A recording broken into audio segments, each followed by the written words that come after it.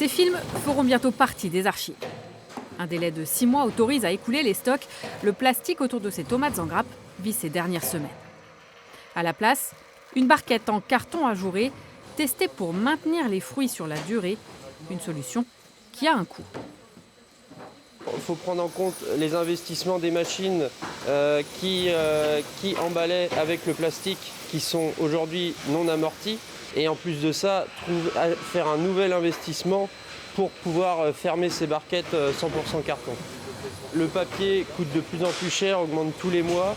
Vous estimez à combien le surplus ? Entre 30 et 40% à peu près aujourd'hui. Mais la demande est là pour l'instant, pour les achats en drive et des produits identifiés sans résidus de pesticides qui ne doivent pas toucher les autres. Si la tomate a trouvé une solution, le radis a encore des sueurs froides.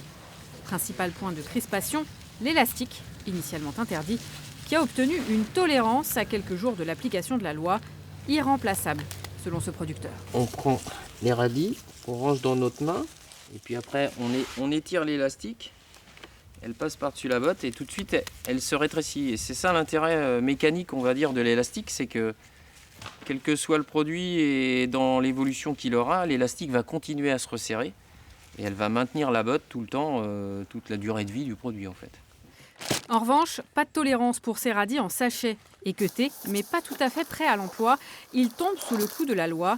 Aucune alternative n'a encore été trouvée pour ce produit humide. Un produit humide, c'est un produit soit qui dégage de l'humidité ou carrément qui a de l'humidité sur lui.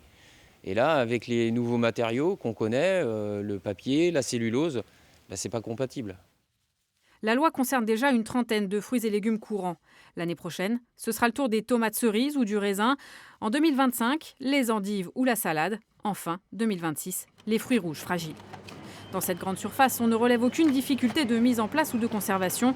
La loi viendrait répondre à une demande des consommateurs, même si tous n'optent pas pour la barquette cartonnée ou le filet de cellulose. Franchement, c'est une très bonne idée et ça va dans le bon sens pour l'écologie, pour la planète.